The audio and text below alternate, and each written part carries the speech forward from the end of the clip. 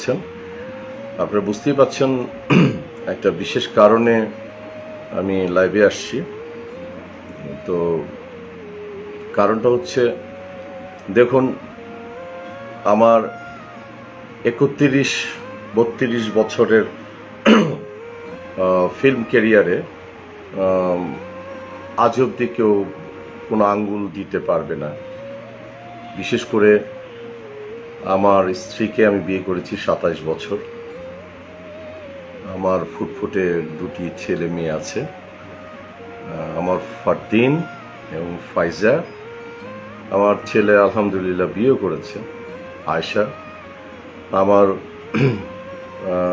বোন আছে, ভাই আছে, আমার ভাগ্নি আছে, সবাই আছে।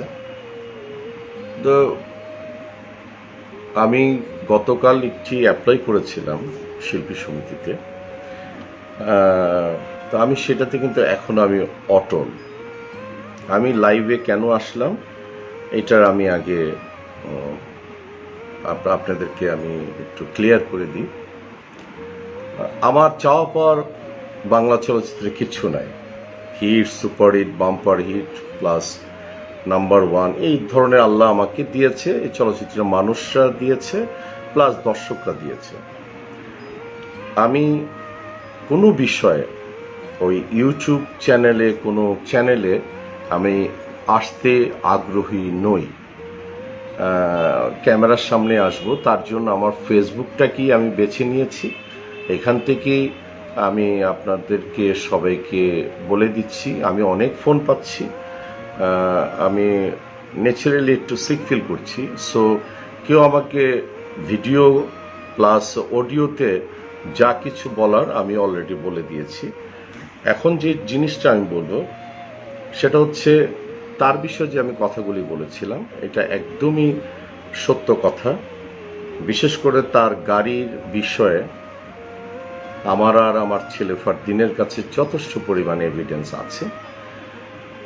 আর মৌসুমী সম্পর্কে যদি বলি, সে আমার স্ত্রী এবং আমার সন্তানের মা। সে একজন গর্জিয়াস মা। আমি তাকে অসম্মান করি একটি কথাও বলবো না, অসম্মান করি একটি কথাও বলবো না। শোনেন, ওনার সম্পর্কে বাংলা চলচ্চিত্র জানে, বর্তমান ক্যাবিনেট জানে, প্রযোজক সমিতির ক্যাবিনেট জানে এবং পরিচালক সমিতির ক্যাবিনেট জানে, দর্শক জানে এবং সবাই জানে। আমি এ ব্যাপারে কথা বলবো না। আর আমাকে দয়া করে আমার এই ভাষ্যটুকু ফেসবুক থেকে আপনারা যারা দেখছেন তারাই এটাকে একদম স্ট্রেটলি আমি বলে দিয়েছি। সামনে আমার গার্ডিয়ান হিসাবে আমার ছেলে ফারদিন এবং ফাইজা, তারা অবশ্যই আপনাদেরকে ক্লিয়ার করবে। আমি আমার গার্ডিয়ান হিসাবে আমার ছেলে ফারদিনকে আমি মেনে নিলাম এবং আমার ফ্যামিলির ইজ্জত মানে আমার ইজ্জত, আমার স্ত্রীর ইজ্জত মানে আমার ইজ্জত, আমার ছেলে মেয়ের ইজ্জত মানে আমার ইজ্জত। আমি চাই না এই 27 বছরে এসে কোনো ধরনের কোনো ভুল বুঝাবুঝি ফ্যামিলির মধ্যে হোক। কিন্তু বাইরের মানুষ এসে যেভাবে ভাঙার চেষ্টা করছে, আপনারা নিজেরাই জানেন যে সে কে। আমি তার সম্পর্কে আর কিছুই বলবো না। আর এটার উত্তর আমি এইভাবে দিয়ে দিলাম। দয়া করে যারা সাংবাদিক ভাইরা আছেন, আপনাদের কাছে আমার অনুরোধ, আমাকে আর ফোন করার কোনো দরকার নেই। আমার এই ভিডিও থেকেই আপনারা জেনে নেবেন। আর দর্শক যারা আছেন, আমি দয়া করে কেউ বাজে মন্তব্য করবেন না মৌসুমীকে নিয়ে, বাজে মন্তব্য করবেন না আমাদেরকে নিয়ে। আপনাদের যা কিছু যদি কোনো হয়ে যায় আমাকে বলবেন, আমি মাথা পেতে নিব। কিন্তু বাট বিশেষ করে আপনারা বুঝে গেছেন, আমি যে অনেকেই আছে যে ভাইরাল হওয়ার জন্য অমুক বলে তমুক বলে। আল্লাহ মাফ করুক, এই বাংলা চলচ্চিত্র আমাকে এত বড় ভাইরাল আল্লাহ আমাকে করে দিয়েছে এই গত 30 বছরে, সেটা নিয়েই আমি আছি। তো সাংবাদিক ভাইদের কাছে আমার অনুরোধ, আমার এখান থেকে সমস্ত কিছু নিয়ে নেবেন, আর আমার ছেলে ফারদিন, ফাইজা, আমার গার্ডিয়ান, তারাই বলবেন। ভালো থাকবেন, আমার জন্য দোয়া করবেন। আর মূলত আমি একজন কার্ডিয়াক পেশেন্ট, আল্লাহ যেন আমাকে সুস্থ রাখে এবং নামাজের মধ্যে রাখে ইনশাআল্লাহ। আমিও আপনাদের জন্য দোয়া করি, আমার পরিবারের জন্য দোয়া করবেন। আমি কখনোই কোনো খারাপ মানুষের সাথে আমি নাই, এবং আমার পরিবারের সাথে আমি থাকতে চাই, আমার ছেলে মেয়ে, আমার স্ত্রী, সবার সাথে থাকতে চাই। তুই আমার নিয়ে কথা বলস, হাতটা দেখছস? আজকে আমি ঢাকা সিটিতে আছি, ঠিক আছে? তোর যদি সাহস থাকে তুই আইসা আমার সাথে কথা বল। সবাইকে আসসালামু আলাইকুম। আজকে 8 তারিখ, আমি আজকে রাতের ফ্লাইটে যাচ্ছি ওমরাতে, কিন্তু সকালে দেখলাম আসিফ মাছরাঙ্গা টেলিভিশনে আমার সম্পর্কে কিছু বাজে মন্তব্য করেছে।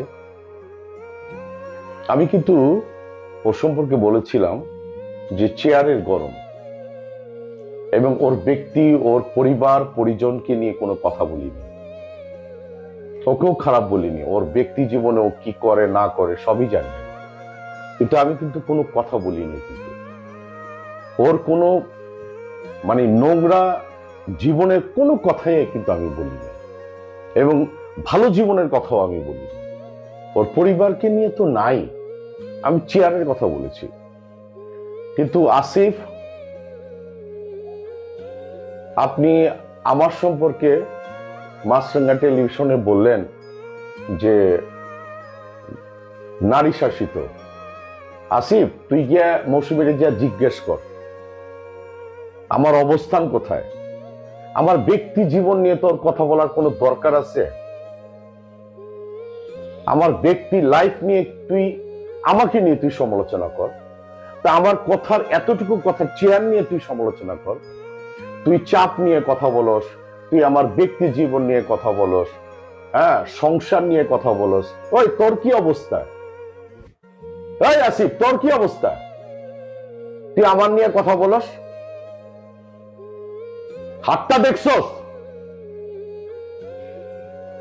আজকে আমি ঢাকা সিটিতে আছি, ঠিক আছে? তোর যদি সাহস থাকে তুই আইসা আমার সাথে কথা বল। আমি তোরে তুমি করে কথা বলছি, আপনি করে কথা বলছি, ভদ্রভাবে কথা বলছি। পুরো বাঙালি জাতিকে আমি চ্যালেঞ্জ করলাম, তোর ব্যক্তি জীবন নিয়ে কোনো কথা বলছি? আমি ফুটবল নিয়ে কথা বলছি, আমি শুধু চেয়ার নিয়ে কথা বলছি। That's it. তোর মতো একটা ফাজিল, তুই আর্জেন্টিনা ব্রাজিল নিয়ে প্রেগনেন্ট হয়ে গেছে, আরো অনেক বাজে বাজে কথা বলস। তোর কোনো ব্যক্তিত্ব আছে? তুই আমার সম্পর্কে কথা বলস? তুই মৌসুমীর সামনে, আমার সামনে দাঁড়ায় কথা বলতে পারবি? ওই তোরে আমি কি দেখছি জানোস না তুই? বেয়াদব। এখনো ভালো হ, আল্লাহ সম্মান দিছে, বয়স হয়েছে, ভাবি অনেক ভালো একজন মানুষ, বাচ্চারা অনেক ভালো, বিয়ে শাদী দিছিস, নাতি নাতকুরের দাদা হইছিস। ভালো হ, ভদ্র হ, ব্যক্তি জীবন নিয়ে কথা বলবি না আসিফ, একদমই না, এগুলি ভালো না। আমি কি না আসি তোর ম্যাডামরে যে জিজ্ঞেস কর, ঠিক আছে? বেয়াদব। এর মধ্যে যেটা দেখতে পেলেন যে ওমর সানি তিনি সব সত্য কথা খুলে বললেন, তার স্ত্রীর সাথে তার সম্পর্ক ঠিকই আছে, কিন্তু যে বিষয়টি নিয়ে গড়বড় হয়েছে সোশ্যাল মিডিয়ার মধ্যে, সেখানে হাসান জাহাঙ্গীরের বড় একটা কাজ আছে। কারণ তিনি একেবারে সোশ্যাল মিডিয়ার মধ্যে তিনি এসে বলেছিলেন, বড় বড় খবর চ্যানেলের মধ্যে এসে বলেছিলেন যে আমি নায়িকা মৌসুমীকে বিবাহ করেছি। তার কারণে ওমর সানি এবং মৌসুমীর মধ্যে ফাটল ধরেছে। বন্ধু, একটা বড় কথাই আছে না, যে এখন জমাটা হচ্ছে সোশ্যাল মিডিয়ায়, তাই এখন নায়ক নায়িকারা তারা চুপ থাকে, এটাই ভালো। কারণ তারা যদি কোনো কথা বলে, সোশ্যাল মিডিয়ার যারা আছে তারা কেটে ছেড়ে সেটাকে এমনভাবে উপস্থাপন করে যে মানুষকে খারাপ লাগে। বন্ধুরা, ভিডিওটি আপনাদের কি মতামত অবশ্যই কমেন্টে জানিয়ে দেবেন। ধন্যবাদ, নিজের খেয়াল রাখবেন।